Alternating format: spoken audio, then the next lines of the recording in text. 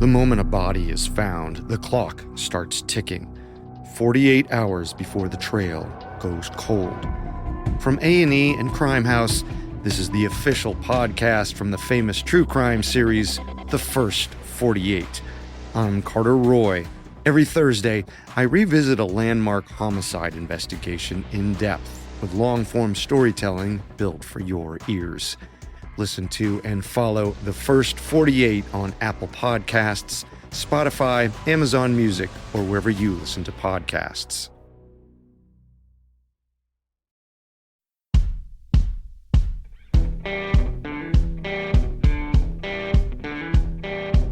I'm Brett. And I'm Alice. And we are the Prosecutors.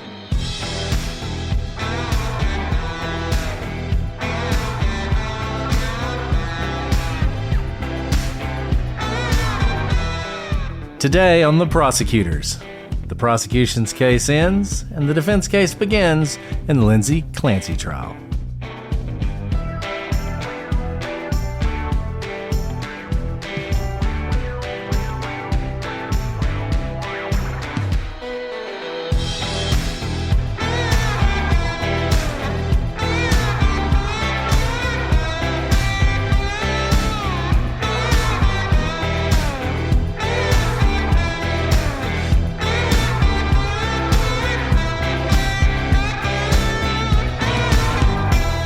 Hello, everybody, and welcome to this episode of The Prosecutors. I'm Brett, and I'm joined, as always, by my resting co-host, Alice.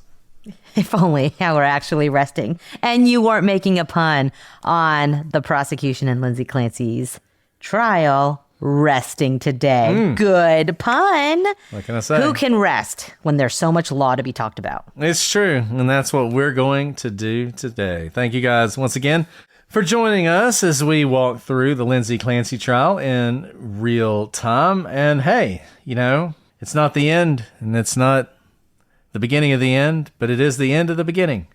The prosecution did rest today. And honestly, they would have rested last week. I'm going to go on a limb and say that Ian Whiffen was not available last week. So he was their last witness. And I think at the end of Thursday, they were like, we don't have anybody else, but we can't rest yet. So they ended up taking Friday off. That's what I assumed happened. I think that's right. Because he was definitely a witness. He's not an afterthought. Like, you need him because he put the timeline together. But for him, like, not to do it on Thursday or Friday, because I think he might not live here, like in the United States. He's not from here originally, but I don't know if he's still in Britain or what. But either way, that's how we started off the case today, was with Ian Whiffen, Celebrite expert, which is something Alice and I were very familiar with when we were prosecutors. It's what you use basically to get all the data off of a cell phone. And many of you will be familiar with Ian Whiffen because he was an important witness in the Karen Read trial. There was even a callback to the Karen Read trial today. Not explicit, but it was mentioned by Kevin Reddington, who I believe may represent some of the, what I'm going to call the victims in the Karen Read trial. Noted that... Wait, did he really? Yeah, he's involved somehow in the defamation, all that stuff. Not gotcha. In the other...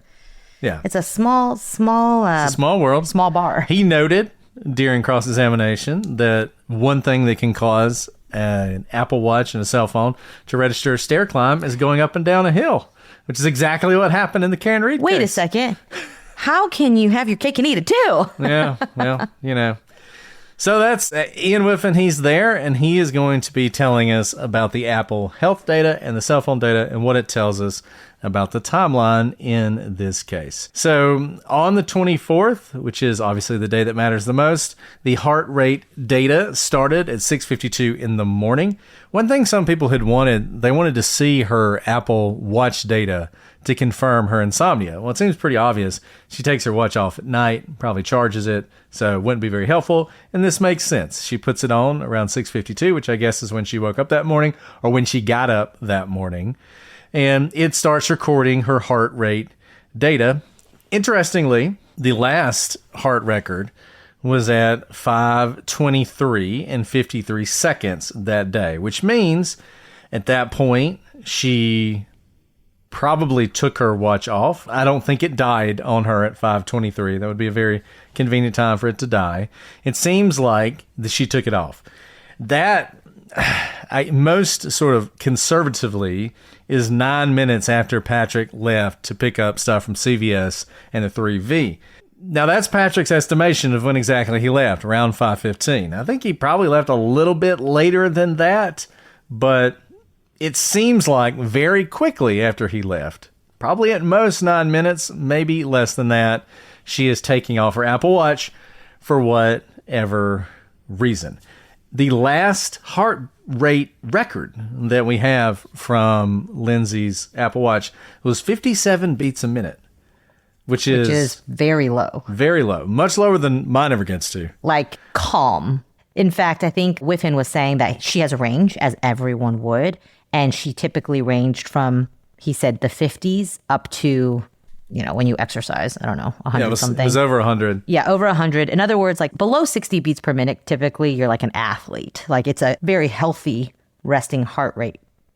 But it also means that you're at a calm pace and you're at a resting pace. You're usually not agitated. And I say these things because when we talk about polygraph tests, that's one of the things they look at. If you're agitated, your heart rate goes up, for example, even if you're not running, even if you're sitting still. And look, I don't know if this is important, and I don't know if the prosecution thought it was important. One thing that I don't understand from the prosecution perspective is it seems like they will take forever with certain witnesses that don't matter. And then you have a witness up there that does matter, that's given important information, and they just kind of rush through it. Like, they slap those files up on the screen and then rip them off as soon as the question's answered. You don't get to look at it. The jury doesn't get to look at it. If the heart rate's important, if you think the fact that she was at 57 beats a minute right before the killings, because the killings sort of happened right basically after she took off her watch, and you think that's important, and you think it indicates something, then I think spending a little time going through in a more methodical manner what her heart rate was. I wanted to know what the heart rate was the hour before, the 40 minutes before, the 30 minutes before. Like, has this been consistent or was it like higher? And then as, for example, Patrick is leaving, it starts to go down and she's calm. Of course, he's just looking at the data. He makes a very good point of that. He's like, I don't know anything about the case. I look at the data because the data is all I have to go by. And that's exactly right. So he can't go into why something is 57, but I think it's really helpful to know the context. Because what if she's been 57 all day? It's really interesting, though, if like earlier in the day when she's building a snowman, she's at 132 during like physical activity, or when she's agitated and texting him like, I'm stressed today. I didn't make dinner. Like maybe that was making her agitated. Maybe her heart rate was higher. And why not go through that? Why not say there's a picture she sent of a snowman? What was her heart rate then? She just sent a text about how she didn't have time to make food. What's her heart rate then? I mean, just kind of, and maybe it doesn't matter, and maybe they don't care about it, but they're the ones who brought it up.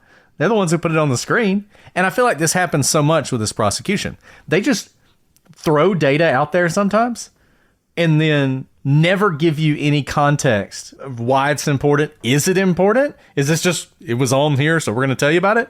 It's just impossible to know.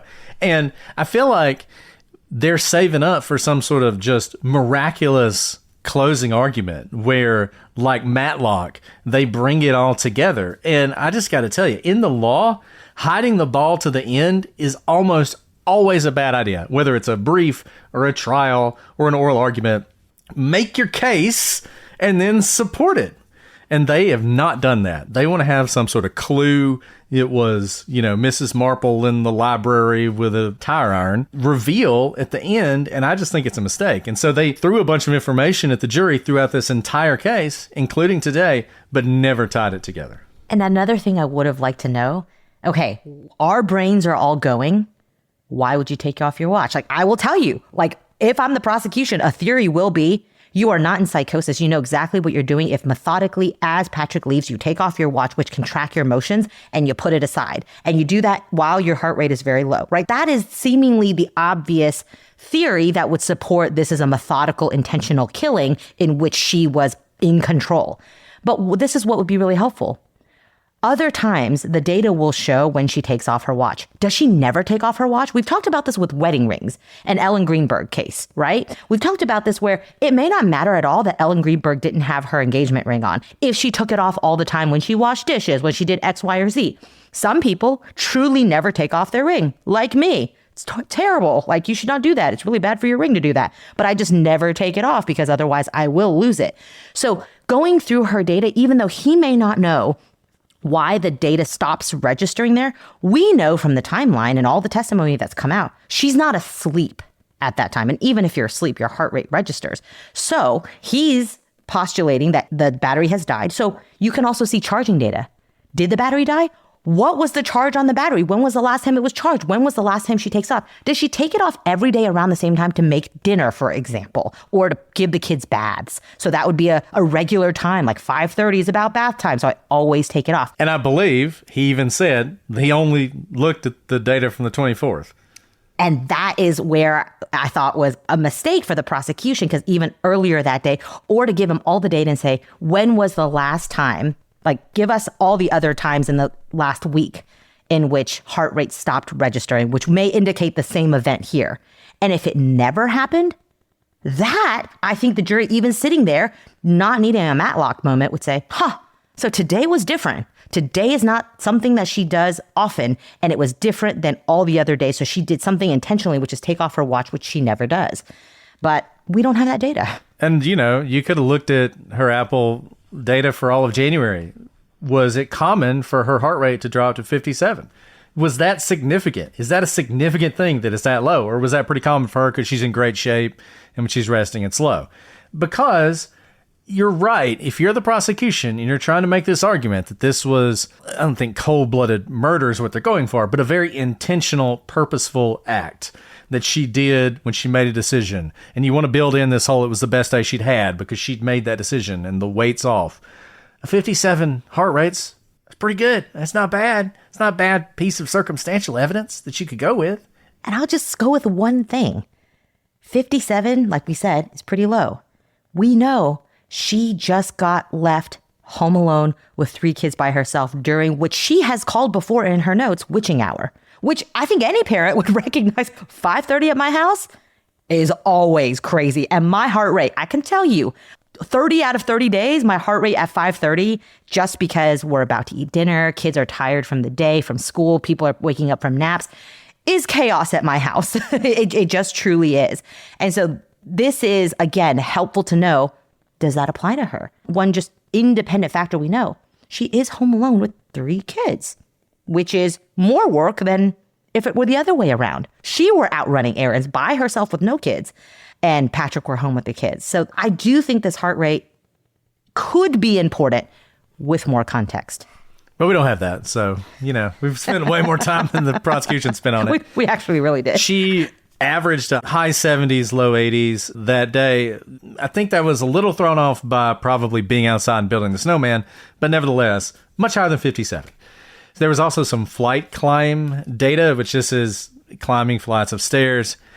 My understanding has always been, going back to the Karen Reed case, this is just very inaccurate data.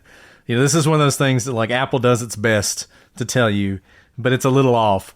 Nevertheless, we've got it for what it's worth. So remember, there's flight climb data at 5:03. So she probably maybe climbed a flight of stairs at that point.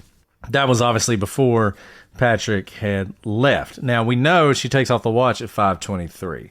So at that point, her watch is no longer reading this information, but apparently, at least during some periods, she has her cell phone with her, because she completes a climb at 5:33 and she completes another climb at 5:38.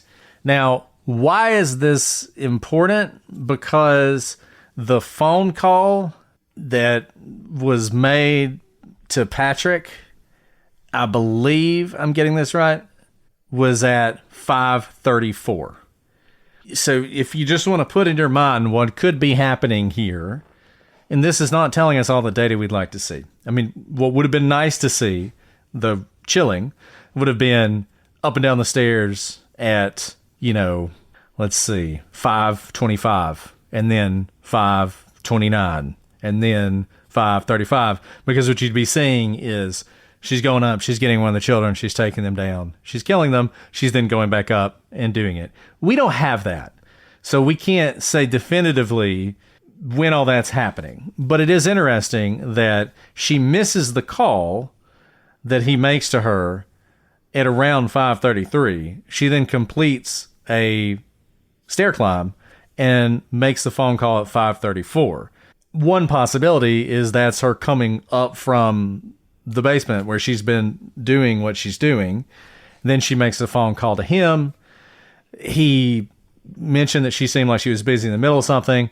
She then gathers the things she needs, the pills, the knife, because she's finished with the children at this point. And then the 5:38 stair climb is up to their bedroom. The phone is found on the bed. It is found with no blood on it. Presumably, after that is when she cuts her wrist and cuts her throat and goes out the window. So this is a possibility here of this timing. The data is just incomplete. And I think it's incomplete because, once again, the stair climb function is not perfect.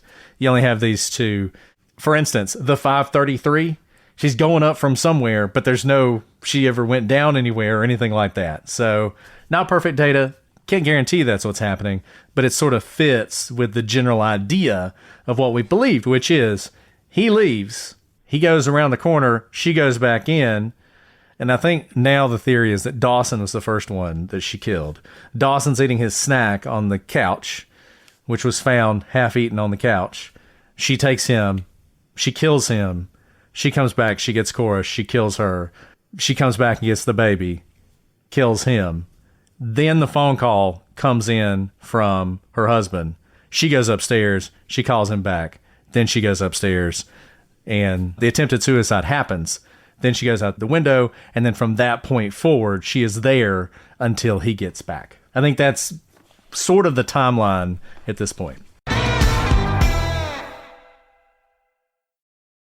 Guys, if there's one thing you know about us, it's that we are always cooking for ourselves, but mostly for our ravenous children. That's why I'm so glad that Our Place is a sponsor. Our Place makes beautiful, high-performance kitchenware designed to make home cooking easier, simpler, and more enjoyable. Everything is designed to be multifunctional. So you're not filling your kitchen with single-use pans and appliances that only do one thing and that, frankly, you're probably never going to use again. And their cookware is made without forever chemicals and has been since day one. It's third-party tested to meet global safety standards. These products aren't just aesthetically pleasing, they genuinely perform, which is what keeps people coming back. Okay, you guys know I cook every single night of the week. I have too many children who eat too many foods, so we cook all the time.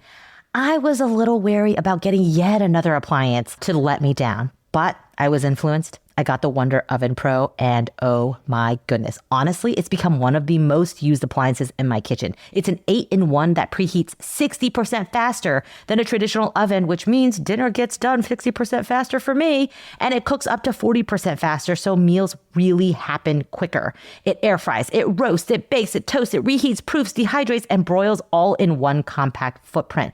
And every cooking surface, my favorite part, is made without forever chemicals. Just tonight, I air fried some salmon and then I made homemade fries in the Wonder Oven Pro, all in one thing, enough to feed my family of 6. Everyone loved it. The kids love the Wonder Oven Pro, and it's easy enough for them to use it.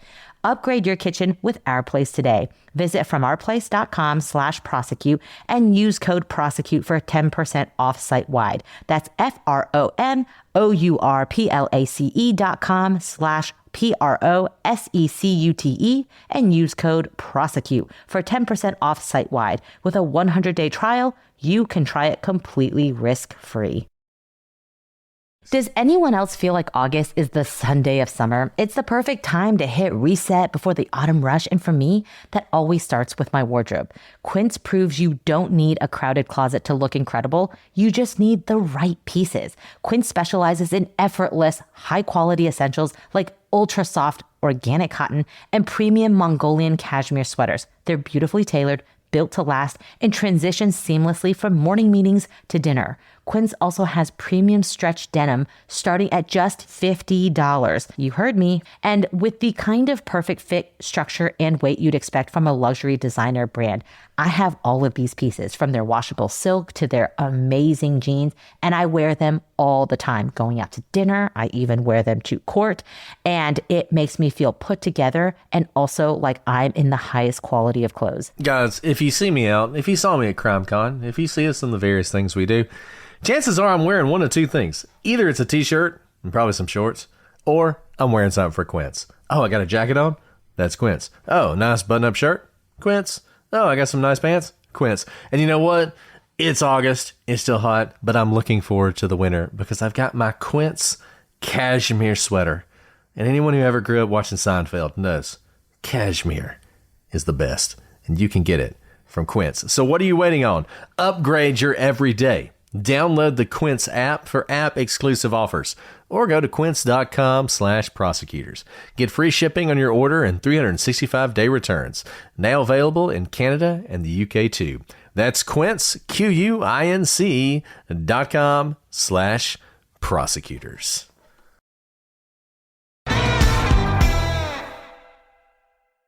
Okay, they also do web usage data. They do some of her searches, and the search information is something that the prosecution will talk about a lot, as will the defense, because there's some good stuff in there for the defense as well. So they do look at searches throughout January. So they look at one from January 12th at 7:48 p.m. And she searches, how quickly does Wellbutrin work for depression? And there's also several other searches about medications for depression. Then this is consistent with what we're hearing from what she's getting in terms of prescriptions and also what she's telling her providers, right? She's needing help and the drugs don't seem to be working for her. Now, January 18th at 10:25 a.m., she searches ketamine for suicidal ideation. So note, it's not to commit suicide with ketamine, but ketamine as a treatment for the problem of suicidal ideation. Which is consistent with her conversations with her doctors about possibly taking ketamine. Right. The next day, January 19th in the morning, she searches, and we've been through this before, symptoms of postpartum psychosis, which is interesting to note because, of course, the defense's theory is psychosis was sudden onset here. This isn't something that she was suffering from before. She was like good to go as she's at the doctor that day, calling CVS and all these sorts of things. And can I just say, and this goes back to one of the things in this case that I don't really understand, and that's why Lindsay never shared any of this information with any of her providers, any of the people who cared for her. And people have made all sorts of great arguments about how it would be embarrassing, and maybe because she's a nurse, she's worried about losing her license. I mean, there's all sorts of possibilities about why she might not. But she's been very forthcoming with them in many other ways. I mean, she's told them a lot of things that could very well cost her license. I mean, she was in an inpatient facility for 5 days. I mean, there's all sorts of stuff going on. So it's not like she's not telling anyone anything. She's sharing information with them. But when it comes to the most important things, she's going to see a doctor after this. And she's not going to say, I feel like I'm having symptoms of postpartum psychosis. And I assume that's why she's searching it, because she thinks that that's what's going on with her. And it's just, I don't really understand why she didn't do that. And I don't know that we ever will understand it, but it's striking that she never tells her doctors these things. Especially when the two searches that we talked about before, those are things that she talks about kind of at length, both in her notes and with Patrick and with the providers, right? She's talked about the ketamine. She's talked about Wellbutrin and lots of other medications that she has questions about. So it's not like, oh, her searches she always keeps to herself. Kind of the most important one if this is actually what's happening. You would think you'd look at the symptoms, because remember what Nurse Paul said, that she kept sending her, Angelada, sent her the symptoms of depression, not psychosis, but depression, because she kept denying having it. And she wanted her to be aware of the symptoms so that if she saw them, she would recognize it in herself. So this is really interesting because you have these practitioners who are saying she denied it, and they wanted to educate her so that if she read it, saw it, she would be able to then recognize it and report it to them. Here, she is reading those symptoms for psychosis. And you would think if she recognized them, she would say something out loud and say, hey, I'm showing 5 of 6 symptoms of postpartum psychosis. I'm worried, especially when she is verbalizing things about herself that she thinks are wrong. And I think this is important because what's going on in this trial, there's sort of what matters from a legal perspective and establishing, meeting the elements and all this other stuff. And then there's the little things that just affect human beings, like people on a jury. And I think one of the things the defense really has going for them is she was such a wonderful person, such a wonderful mom. How could she even possibly have killed her kids if she weren't crazy? Not really. Usually you don't get just to use the fact you did it as evidence that you're out of your mind. But it is something that I think a normal person thinks. I've certainly thought that. And it's something that the defense is going for. The prosecution has their other thing that I don't know if it actually matters, but might be something that affects the jury. And that's just the notion that she almost bears some responsibility for not being forthcoming with her doctors and not telling them everything she was thinking and not following through with the medical treatment. As a legal matter, I don't know that that's true. I don't even know if it's true as just a real matter, but it is a line that the prosecution has been pursuing. And it might be something that there are some jurors who are like, man, when you were Googling postpartum psychosis symptoms, why weren't you getting your kids over to grandma's? There may be jurors who think that and feel that, and that may affect how they ultimately decide in this case. And then, of course, the cynical, which has not been suggested, but some of you have already brought up. The cynical view is she doesn't have postpartum psychosis, but she's looking it up to know what the symptoms are to be able to emulate them at a later time to show. Maybe she didn't know voices were part of psychosis. And then lo and behold, she reads about it. And then a few days later, when this happens, she says, voices. That's a very cynical view. But of course, we'll see what the prosecution will say about this ultimately. Okay, so then we come to the day of the murders, January 24th. She does the searches that we already know about, the pharmacy and for the takeout food. She has an Apple Note on December 22nd that she starts. She creates it on that day, but she modifies it the day before on January 23rd. And it's a pretty lengthy note, but we don't read it. And this is the second time this note has come up. The second time. It is the second time that the prosecution has flipped it up on the screen and then taken it off without reading it. I think this is another silly Perry Mason moment. You should not save this for your rebuttal if this is what you're doing. Look. By the way, this note, we can't read the whole note, but it's flashed on the screen. And I'm going to read it to you. I was going to say you can freeze it and you can read it. Half of it, because we can't see the whole thing. Which is really interesting because any one of us, now the jurors can't read it because they can't screenshot. They will be able to because it will be in evidence later on if they never read this.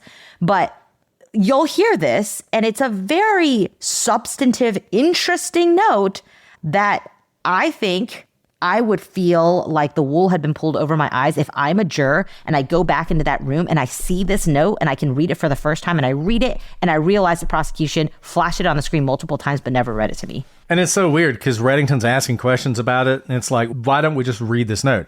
I'll read you what we have, which is basically a screen grab for the half of a second it was on the screen and it's not even the whole thing. So this is the note they keep talking about but don't read. And eventually, presumably, the prosecution is going to read it and give us their theory on what it is. Title: Medication stole my motherhood and my life. I was the healthiest. You want to talk about motive? Yeah, I mean. Well, I just mean, we've talked about how the prosecution struggled with motive and people have said they've struggled with motive. This is so interesting because whether they want to go with this motive or not, I mean, she's spelling it out for them if this is the motive they want to go with. So this was created on December 22nd and is modified on January 23rd, so the day before the murders.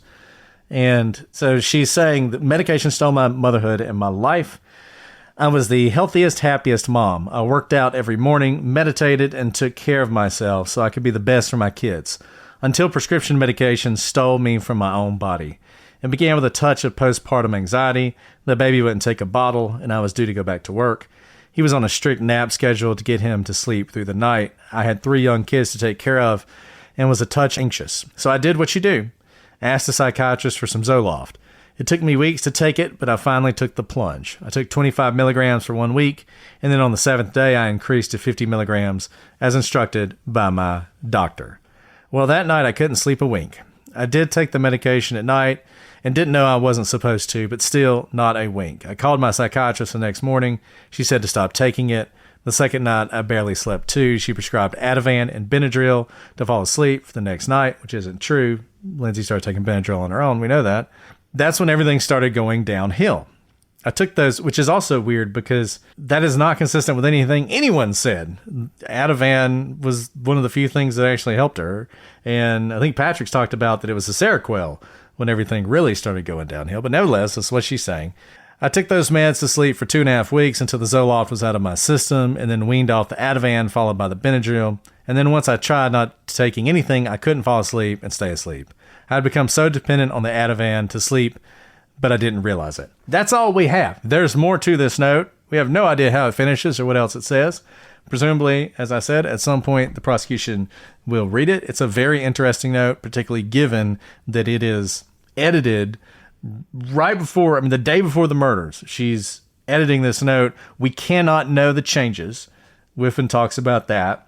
We know that, and he even was vague about this, that the beginning is similar, maybe even the same, the first few lines maybe, but he doesn't know anything else, and we don't know what she changed, and we don't know why she changed it. We haven't seen the rest of the note, can't say what it says, but I don't understand the prosecution hiding the ball on this. They read other notes that she wrote, notes that were better for her, by the way, that she wrote. They read those. And this is why I think they're trying to hold it back for a Perry Mason moment, which I think is a mistake. There are no Perry Mason moments really in trial. We've said this because the defense knows this note exists. So it's not like it's going to be a surprise later on. And it's going to have the same effect whenever. The longer you have to dissect it might actually be better with different experts or with different case agents or different people who knew her. Like, for example, all the people who are testifying in the defense's case right now, you could ask them, did you know that she was going through this right now? Did she divulge that to you? So even if this is meant to be a Perry Mason moment, it's strategically not a good call. And I just once again, lots of y'all young lawyers out there, just a point I want to make again. Win your case as fast as you can, because once people make up their mind, it is much more difficult to move them off of that. So if by the time you get around to reading the note, there are some of those jurors who are already crossing their arms and have said, no, I'm not going to do this, the note's not going to move them. But if you get them on your side early on, then probably they're not going to move off of it. And this strategy of holding back and not explaining things until the closing, which seems to be what they're going to do, it is a bad strategy. It is bad lawyering, and you should not do that. Or if you're not going to read the note, don't introduce it. That's the thing. It's not like you have to introduce every single thing on the phone. Which they clearly haven't, because I want to know the other data from the Apple Watch. Exactly. So anyways, so that's what the note says if you're curious about that. I read that note. Somebody said on the gallery, and I thought this was a really good point. If Lindsay had succeeded in killing herself, if the suicide had been successful, a lot of people would say that's a suicide note. She's explaining why she did what she did. Some people see it as more like a blog post, that was something she did, and it does kind of read like that. You could imagine her putting that on a Facebook page for moms struggling with postpartum depression.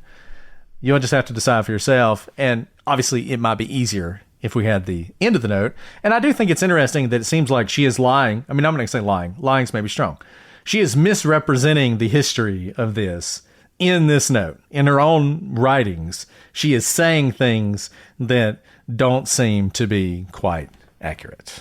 Okay, so then we go through the messages that were sent on January 24th, back and forth with her mom, back and forth with Patrick. We show some photographs, including, I think, that selfie at the South Shore Medical Center. It was hard to see because the cameraman today was terrible. We spent the whole time watching Lindsay sitting there, not doing anything, instead of putting the camera on the screen as the evidence is coming up. So hard to say, but they're showing pictures. He really wanted to catch a sobbing moment. He did. Not a whole lot going on there. Okay, one interesting thing on phone usage. The last time the device was unlocked was 5:13. It was locked again at 5:16 to view the Pedialax thing. That was the last time it was unlocked.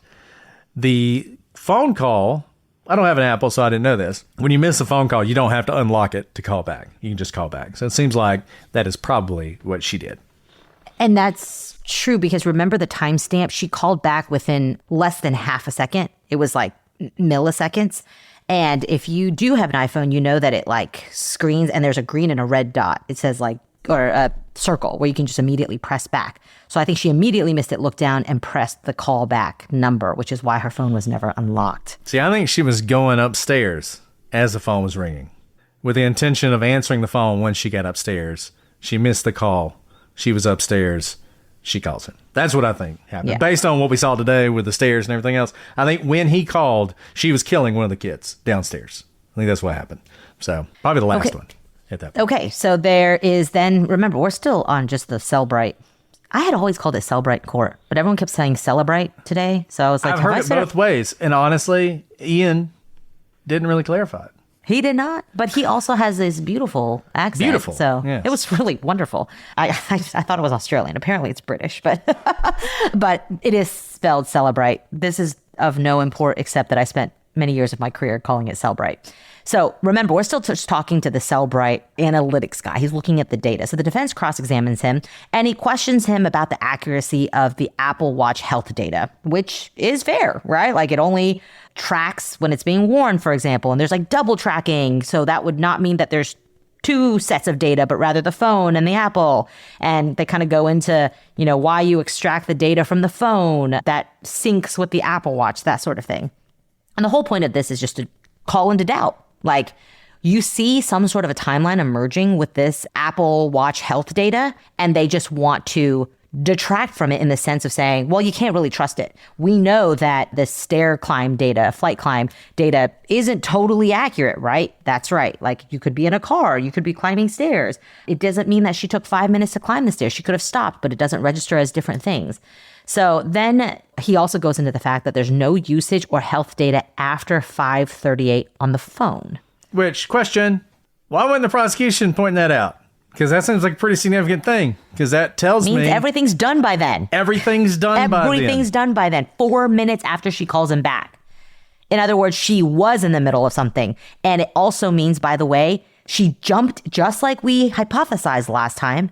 She jumped into action as soon as basically the door closed and Patrick was off, which again, if you're trying to show intentionality, there was no dilly-dallying. There wasn't some event that triggered it. Rather, it was waiting for the door to close and then to jump into action because she had limited time. 5:38 is way earlier than when he gets home at what, 6 something? 5:50? He gets home at 6:09. 6:09. She finishes with plenty of time. That is an incredibly short amount of time, especially when we've heard how long it takes to strangle 3 children. So I don't know why it's the defense pointing it out. If I was the prosecution, I probably would have started there and worked backwards, because less interesting to me is when she took off her watch. More interesting to me is when everything stopped. Then they go backwards to those web searches that she did. So on January 10th, Reddington asks about these searches where she asks about prescription information, specifically about trazodone and Benadryl, trazodone and headache, trazodone and ibuprofen, trazodone and Tylenol interactions. In other words, she clearly was prescribed the trazodone and she wanted to know like how it pairs with others. Basically pointing out how many medications she's on, and this is not her. Now, they go through the same searches as the prosecution pointed out, but notes that there are a bunch of searches along those lines. It's not just what we've read. She searches this. This is like all that's on her mind. She is consumed by not getting better and all these medications that all these doctors are throwing at her. This poor woman who is just inundated with prescriptions, and she's turning to Google to try and figure out how to heal herself. Then they talk about the note no one will read, the January 23rd edited note that started in December 22nd. So it started with that same sentence on December 22nd. Otherwise, we don't know because we didn't read it. It is hard to believe, but it is back to school season. I am shocked by this. I know you are as well. My kids start school tomorrow. And I got to tell you, in addition to being concerned about what they're going to learn, there's something else that keeps me up at night as a parent.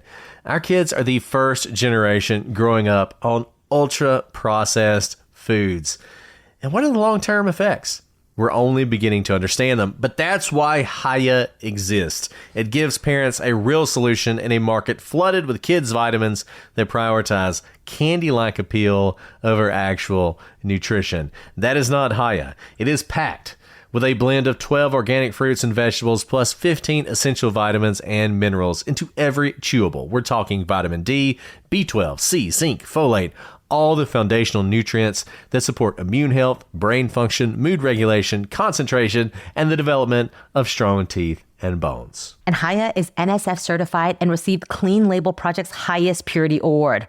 Music to a parent's ears, but here's the thing. Even if it's the best ingredients, if my kids won't eat it, it's no good to me. Well, here's the thing. You guys know I have 4 kids, sometimes a little picky on what they eat. Not when it comes to Hiya vitamins. They love it. They get their own bottles and stickers that come with it so they can personalize their own bottles. They fill it with their vitamins, and they're the ones who remind me every single day that they get to take their Hiya vitamin. What more could you ask for as a parent? And if bedtime battles and restless nights are a struggle in your house, a calming nightly chewable designed just for kids might be exactly what they need, especially when the new school year is just around the corner. Hiya's new Kids Bedtime Essentials is a total game changer. It's not a sleep aid. It's a non-habit forming chewable with L-theanine, B6, GABA, and chamomile flower extract, plus magnesium and calcium that helps kids relax before bed and wake up rejuvenated and refreshed. No synthetic hormones like melatonin, no sugar, just calm support to help them recharge for everything they've got going on. You can now find Hiya in person at Target stores nationwide or order directly from their website with a special deal we've worked out just for you. Receive 50% off your first order on any of their products. To claim this deal, you must go to hiyahealth.com/prosecute. This deal is not available on their regular website. Go to hiyahealth.com/prosecute and get your kids the full body support they deserve. Guys, summer is the season of ponytails, messy buns, and braids. When it's hot outside, I need my hair off my neck. I used to feel self-conscious about how my hair looked in these styles, but after using Nutrafol, I've noticed a real difference in how I feel about my hair. Instead of worrying about it, I can pull it back and get on with my day knowing it still looks healthy, full, and beautiful. Nutrafol is the #1 dermatologist recommended hair growth supplement brand, and it's the #1 hair growth supplement brand personally used by dermatologists.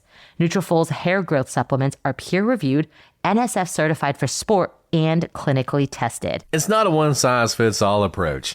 Nutrafol offers multiple formulas for men and women tailored to different life stages, like postpartum or menopause, and lifestyle factors such as a plant-based diet, so you get support that actually is right for you. Adding Nutrafol to your daily routine is easy. Order online, no prescription needed, with automated deliveries and free shipping to keep you on track. Plus, with a Nutrafol subscription, you can save up to 20% off and get added perks to support your hair health journey. Let your hair be one less thing to worry about. See visibly thicker, stronger, faster growing hair in 3 to 6 months with Nutrafol. For a limited time, Nutrafol is offering our listeners $10 off your first month subscription and free shipping when you visit Nutrafol.com and enter promo code Prosecutors. That's Nutrafol.com, spelled Nutrafol.com, promo code Prosecutors.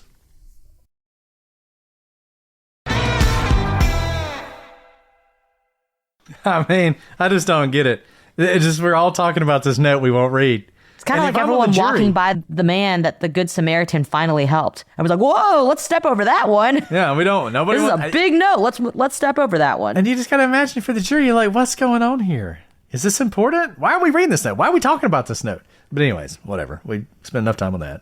Okay, so then we go through some text with our mother, some photos back and forth with Patrick, texts about how there's nothing going on with Cora's kidneys the morning of her checkup, a bunch of stuff to show how perfectly normal she was. And it's so interesting because both the prosecution and the defense want to show this. Both sides want to establish how perfectly normal everything seemed before this happened. And the prosecution wants to do that to say, see, no evidence of psychosis here. And the defense wants to do it to say, see, this is not a woman who's going to murder her 3 kids later on and is planning it. This had to have been some sort of psychotic break. So they're both trying to prove the same thing, which means a lot of repetition. Reddington, in sort of a flair, I enjoy Reddington's flair, he enters Lindsay's entire web history into evidence and says, in case anyone wants to look at it, I'm entering the whole thing. And it is kind of like a nice, I'm opening my book to you. Nothing to hide. Right. Prosecution, they don't want to give you everything. We got nothing to hide. That's what he does. And he's been that way the whole time. I mean, his, no objection. She doesn't have to. Why is she doing this? We have no objection. Put it in. I want him to see it. Like, he's very much doing this whole, we have nothing to hide, you should trust us thing, which I think is pretty effective. Once again, we talk about how the police never searched that drawer. He also tries to make hay out of Ian having never seen the Apple Watch, but this doesn't matter at all because they never actually look at the watch. Apple's encryption data on the watches, it's just not worth it, and they can get all the information from the phone, so that's what they do. They talk about some data from January 25th, which is when she was in a coma. He didn't look at that because all he looked at was 24.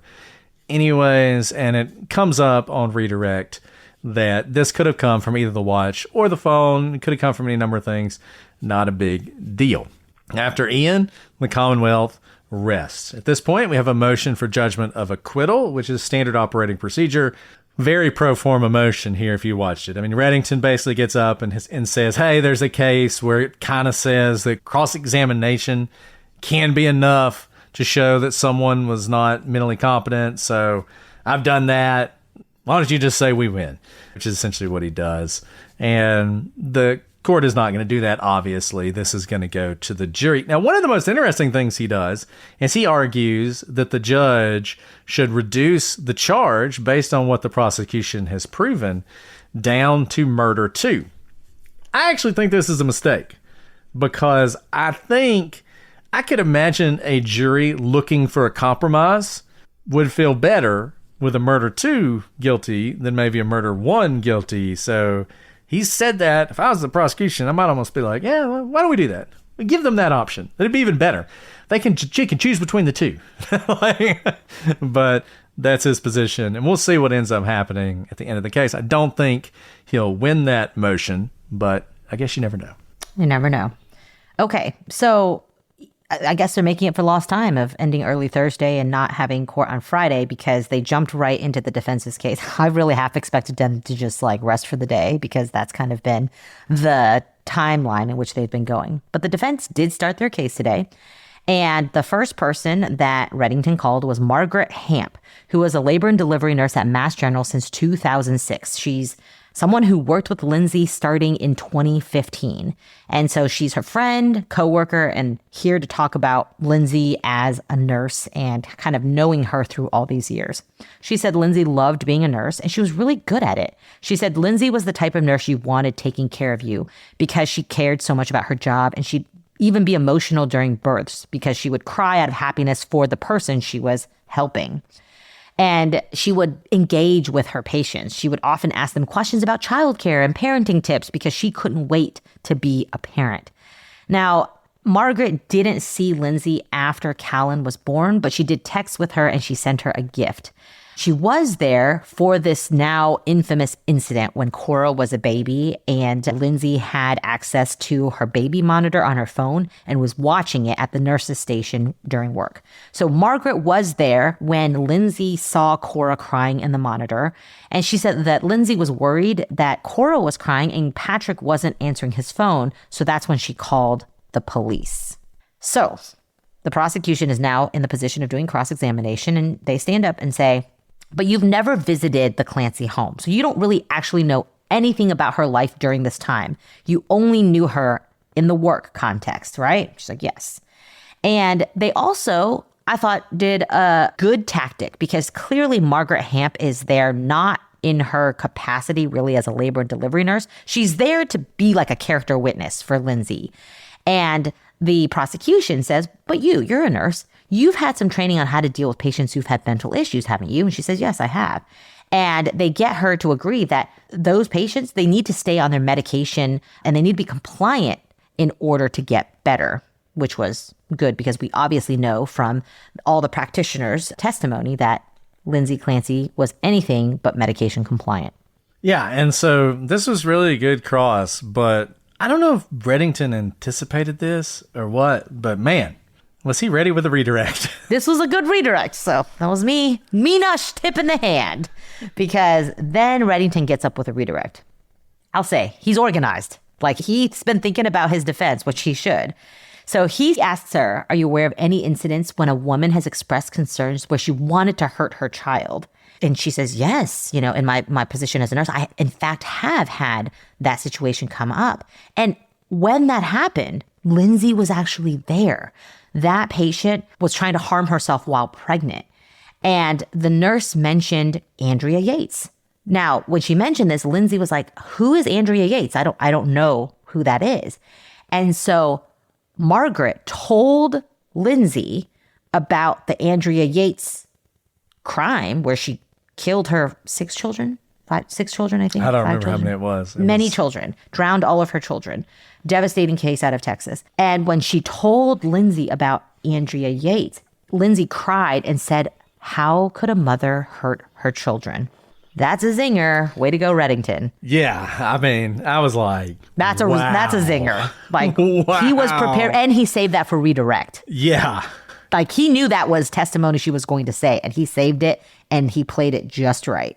I mean, he really did. And that was just a great moment for him. And I said this on Twitter, and it's just true. I mean, Reddington, the defense case, unlike the Commonwealth case. And look, to a certain extent, this is to be expected because it's easier to put on a defense sometimes than it is necessarily to tell the whole story of a prosecution. But he is focused. He knows what he wants to accomplish. He's put together. He's organized. He knows which witnesses he wants to put on, what he wants to get out of them. He's direct. He's quick. He's concise. It's a much better storytelling when Reddington stands up than when the prosecution did. And this was just such a perfect example of that. So the next person to testify is Allison Ozga. So she's actually Lindsay's sister. So we'd heard about Lindsay's sister before, but we didn't really know much about her. So she testifies. She saw Lindsay Thanksgiving 2022. She said that Lindsay had decompensated in December. It will turn out that she's a licensed therapist, so she understands this kind of language and everything else. She asked her at the time if she was safe. She said she was. She had insomnia, suicidal thoughts, depression. She told her that she had had a terrible reaction to Zoloft and told her that she felt nothing and was scared. She went to McLean to wean off of Seroquel and was discharged 5 days later. After she was out of the hospital, she was feeling better. Her sister would say that Lindsay's not a complainer, which does not seem true to me, but it seems like she might not have been a complainer, but she was definitely a worrier. And that fed into her anxiety or came from her anxiety. I'm not sure which one. She saw her at Cora's birthday party. She seemed like she was going through the motions. She was tired and she was struggling. So it could cut either way. I know how it tends to cut for me, but I do think this is incredibly interesting. Obviously, before this trial started, we were kind of fed this story that this was going to be a case about how the medical system failed a postpartum mother in crisis. And there are doubts to that narrative, specifically for her. That is not a commentary on whether postpartum women in general who are in crisis get enough health care. We're talking about Lindsay. I think it's very interesting that it's not just Lindsay who's a labor and delivery nurse, and many of her friends and colleagues are also medically trained nurses. Her sister is a trained therapist. Her mother-in-law is also a nurse. So she is, in addition to being surrounded by practitioners who see her very often, her support group, her immediate family members who she sees not infrequently are also trained professionals. Now, could that mean that she's better at masking?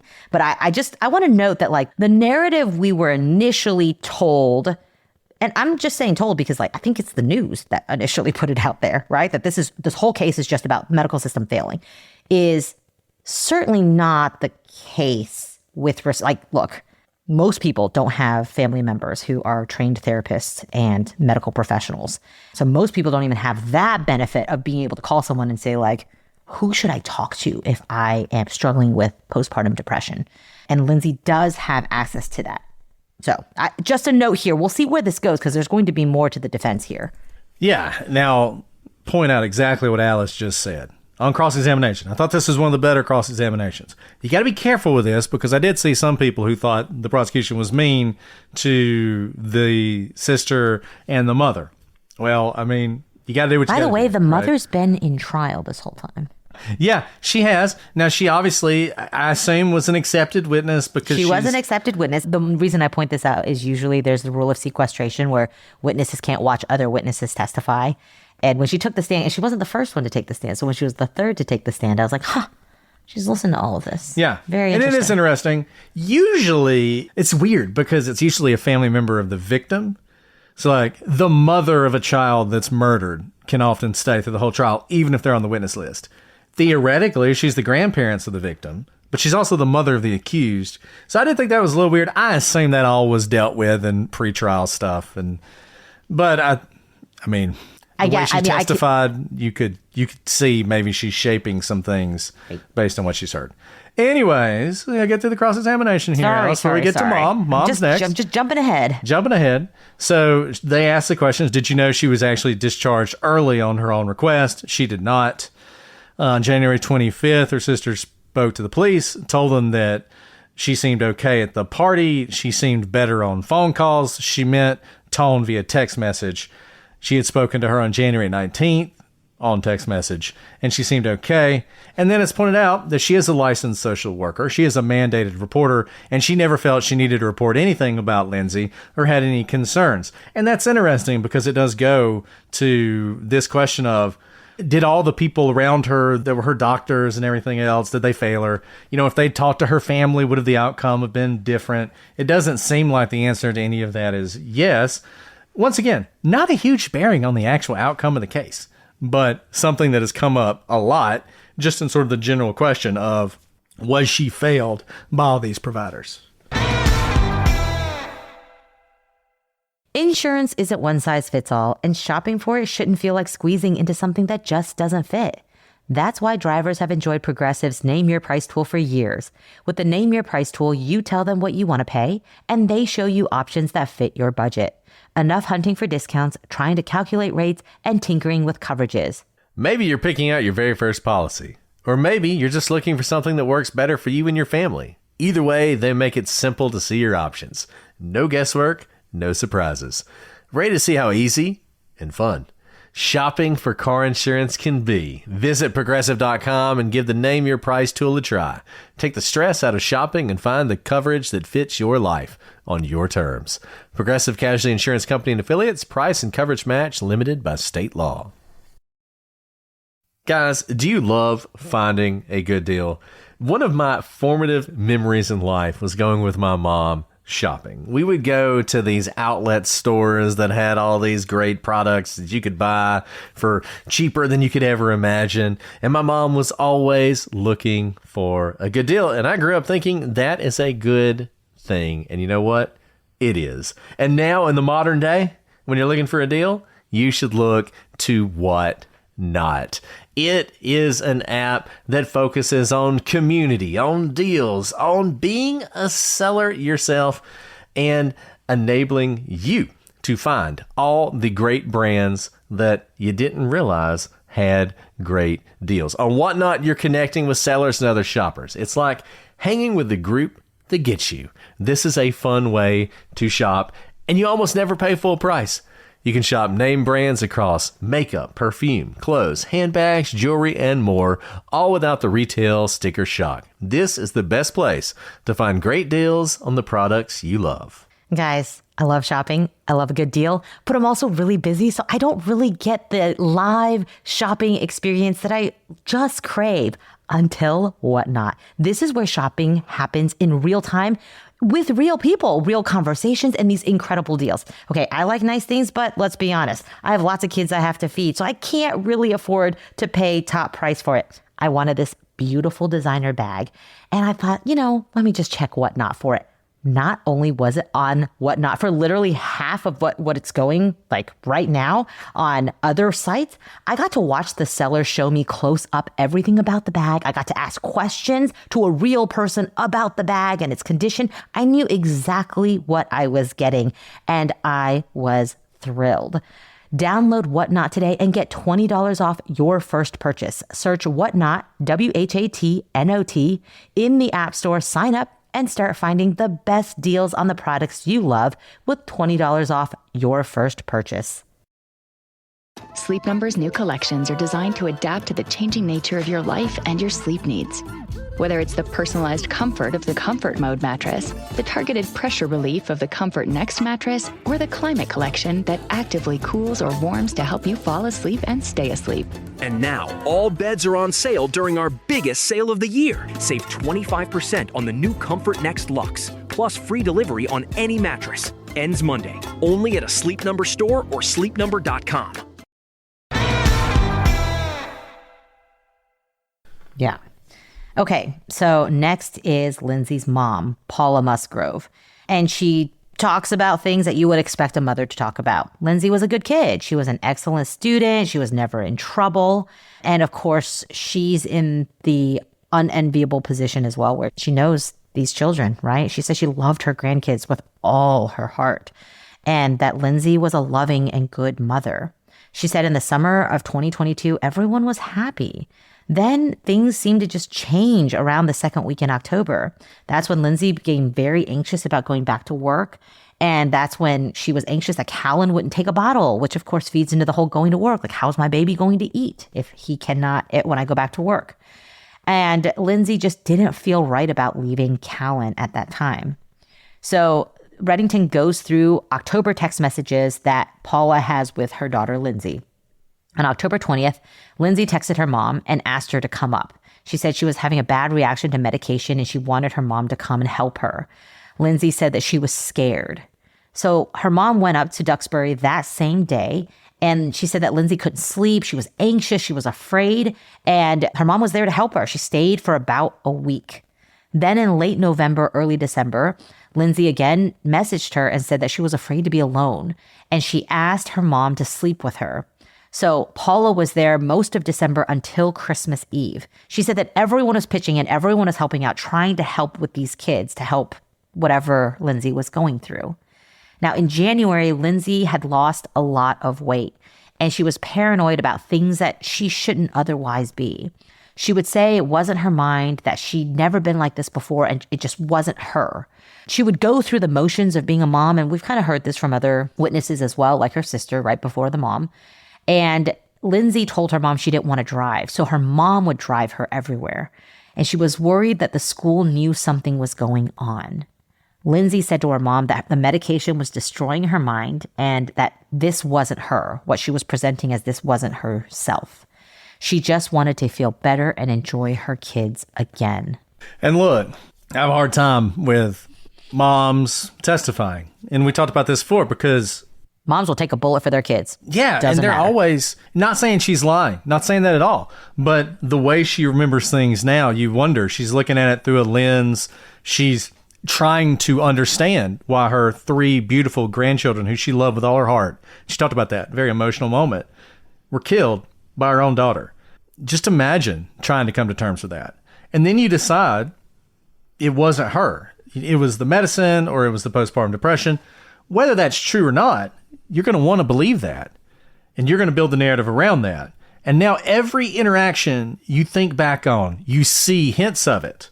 And we see this all the time. You know, every time somebody does something terrible and people, you know, their grocer will be like, when they came in to buy steaks that day, I could tell they just had murder in their eyes, right? Like everybody looks back at stuff like that. It happens. If someone dies, if someone takes their own life, you're pouring over everything, every interaction.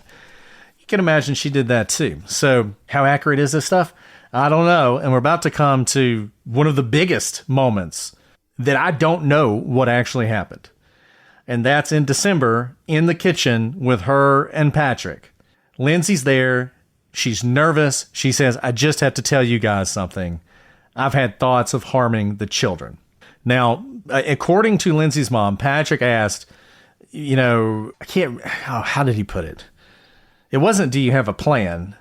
But it was something along those lines. It was a follow-up where Patrick is essentially asking, do you know what you would do to them? Yeah, do you know what you're going to do? Lines. He says, actually, and this comes up on cross, Do you think you can't be alone with the children? That's what her mom says Patrick asks.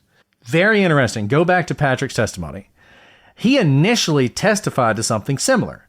Testified to a moment in December where she said something like she was going to hurt the children.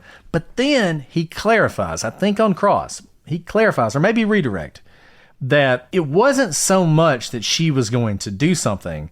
It was that something bad was going to happen to the children. So in his mind, it was more like an intrusive thought than it was a homicidal ideation against the kids. Mom puts it very different. And here's where it's really interesting. Like, is it just difference in hearing, or is she shaping based on what she's hearing in trial because she's heard every witness testify? This is exactly why actually you need like sequestration of witnesses. And you can see how this can go either way, depending on, you can see how it could be framed one way or the other. It's a really interesting question because, and it's just, you just never know how this stuff's going to go. A lot of people have responded with a lot of anger here. Why didn't anyone do anything? If what Patrick said is what happened, it's understandable. It's just an intrusive thought. She's anxious. She's having intrusive thoughts. She's imagining a fire in her house where all her kids die, or a horrible car wreck, or they're being swept away in a flood. I mean, she's thinking of stuff like that, which you often see in postpartum anxiety type issues. Intrusive thoughts are very common. Thoughts of terrible things happening to your kids that you just can't get out of your head. Very common. That is a very different thing than I am having thoughts of hurting the children, to the point that Patrick's asking, do you need to not be alone with them a month before she kills them? Really, really difficult question here. Another place, because Patrick, remember, he's talking to the various providers. He speaks to the various providers. He never says to them, hey, you need to know, my wife's saying that she's thinking about hurting our kids. Like, he never says that. I don't mean that as a criticism. I mean that as, I don't know that mom's recollection is the accurate one. It feels like what Patrick is saying is more consistent with how everyone treated her. Nobody pulled the fire alarm. Nobody said, oh my goodness, this has gotten really bad. We got to protect the kids. Nobody did that. Now, granted, you never think your daughter is going to kill your grandchildren. You never think your wife is going to kill your kids. No one ever does. But it's a contentious point in this case, and I don't know which way it'll end up cutting for the jury. So she gets asked, did you have any concerns about the children's safety? She did not. They go through the text where Lindsay's saying that she's good. They walk through all the January texts, none of which are particularly illuminating. They're very short, just very pro forma. When I walk into the store, I say, how you doing? To the guy behind the counter. I don't really care. He doesn't really care. He says a couple words back to me. Honestly, most of their texts were like that. Hey, how you doing today? Doing good today. Doing a little better today. Stuff like that. It's not incredibly enlightening, but the prosecution goes through all of them nonetheless. And the prosecution points out that most of them seem to be pretty positive, and mom's being pretty positive and saying positive things about you seem like you're doing better and seems like everything's on the right track. And she basically says, that's not necessarily reflective of reality. I was trying to be hopeful. I was trying to be encouraging. I wanted to say good things. I didn't want to bring her down. So you can take that for what you will. But one thing she did do that she does not remember doing is telling the police that before this happened, Lindsay seemed like she was getting better. She was engaging with the kids. She was brighter, and she seemed to feel better. So that's how the cross ended. Okay, so then we have redirect. This is a weird redirect.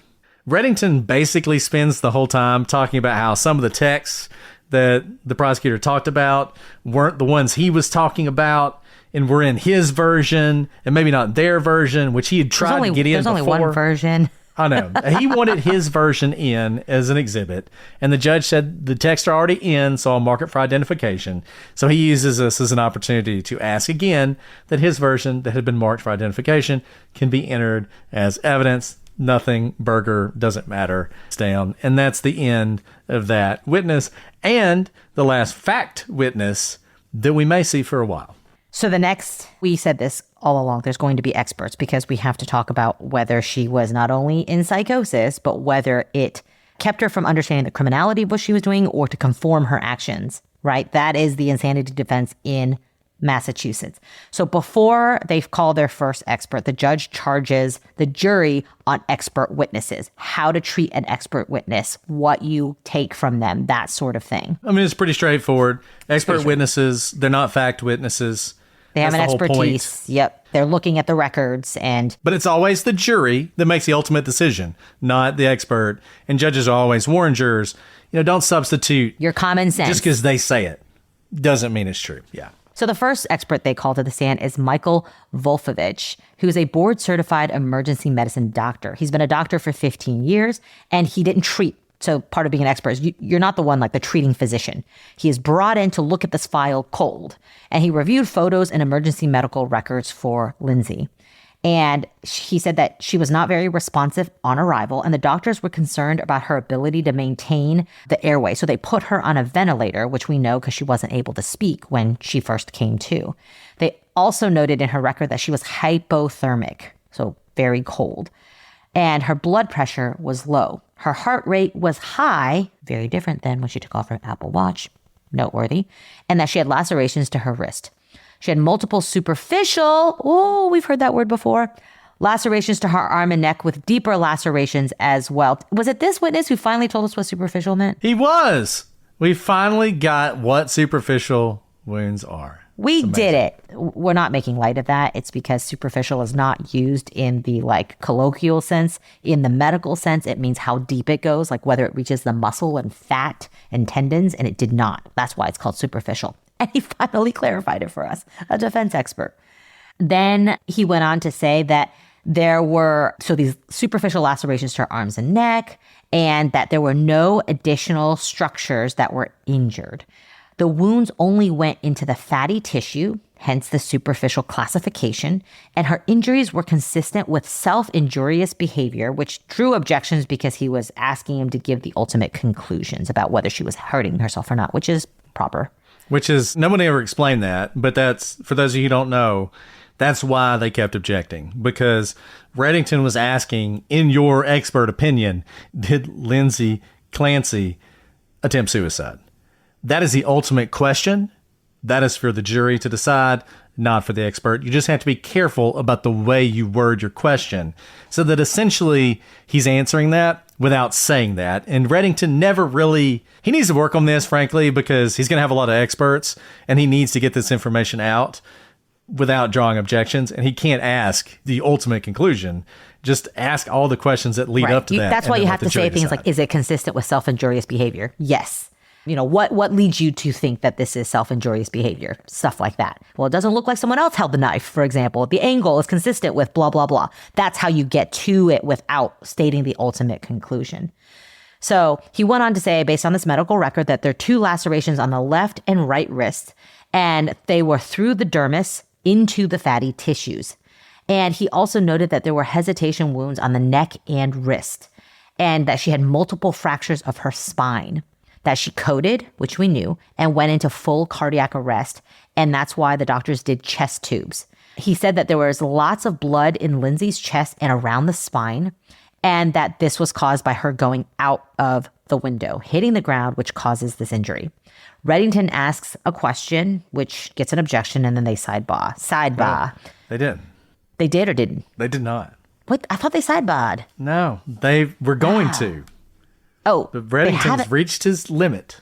Oh, they haven't sidebarred yet? They're not. Reddington was like, I am so sick of sidebars, I just withdraw the question. I did forget about this, which is quite the flair because there haven't really been any sidebars today. Yeah, I guess there'd been so many up to this point, and he was sick of them. Or he was like, well, can't fix that one, so let's just keep going.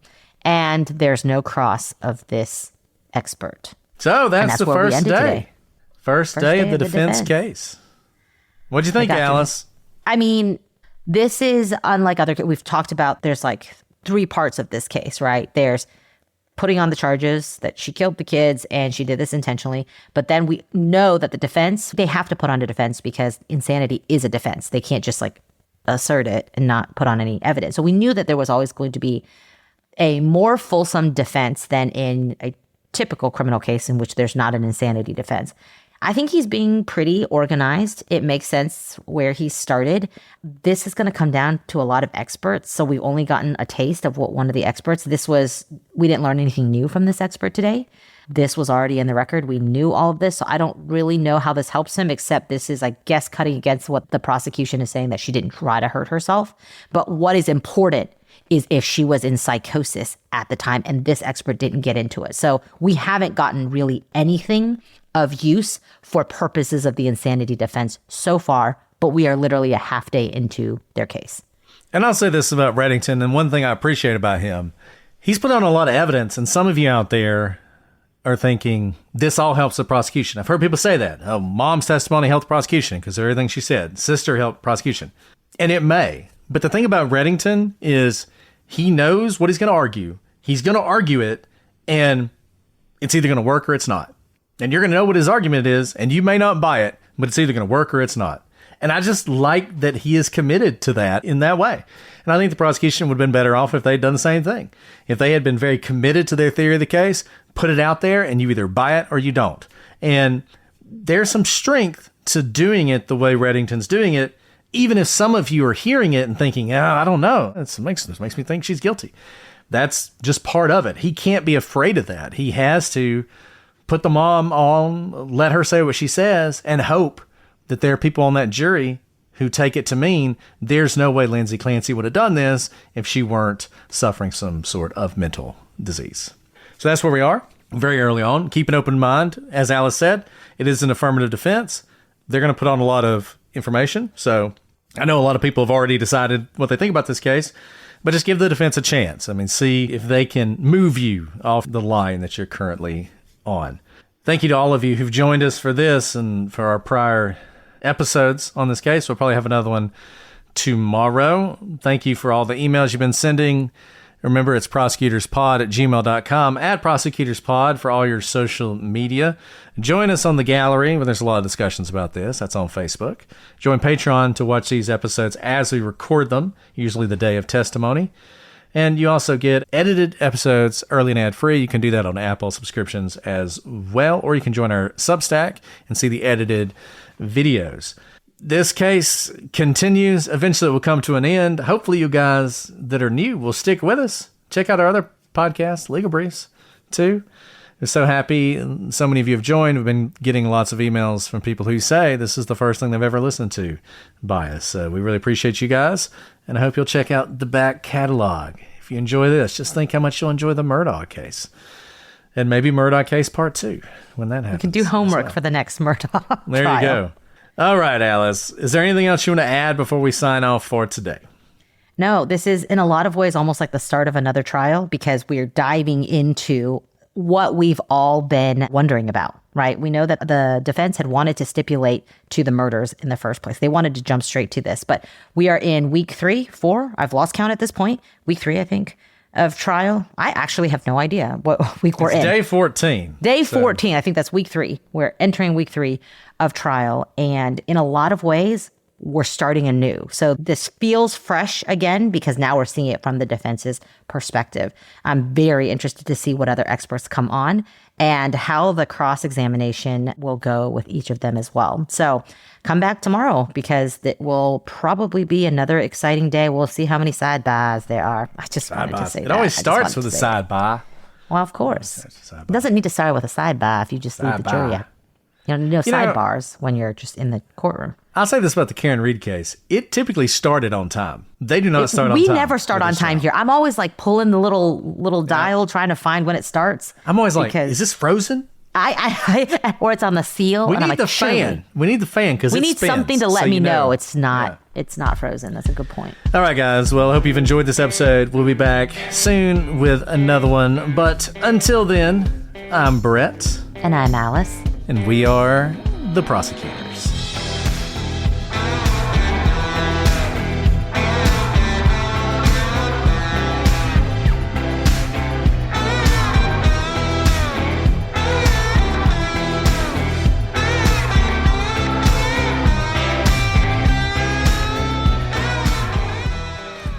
Well, you are a celebrity, so... Well, I don't know about that. Actually, I just looked at them. They have like 500,000 followers on go. Instagram. I'm like, oh, You know, Going then big. maybe I should put on a leather jacket and be cool about it. Be cool, girl. Be cool. Yeah, why don't you do You know that? what's not cool? Being in August and I still have a snow polar bear blanket because my legs get cold. Huh. Okay. I would say. That's cool. All right. You ready? So much. I don't know if I'm ready. Okay. Apparently, Brett told me I get very loud when I shout into the loud when you microphone. get I don't know excited. when I possibly shout in this case or when I get excited, but I will probably shout today. So.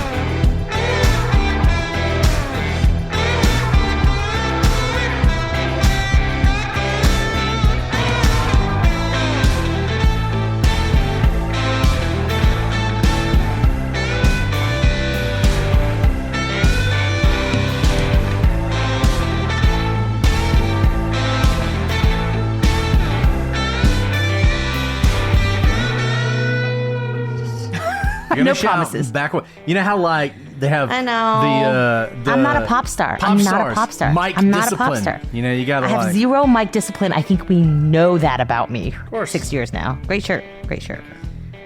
All right, we ready? I'm ready. I'm ready.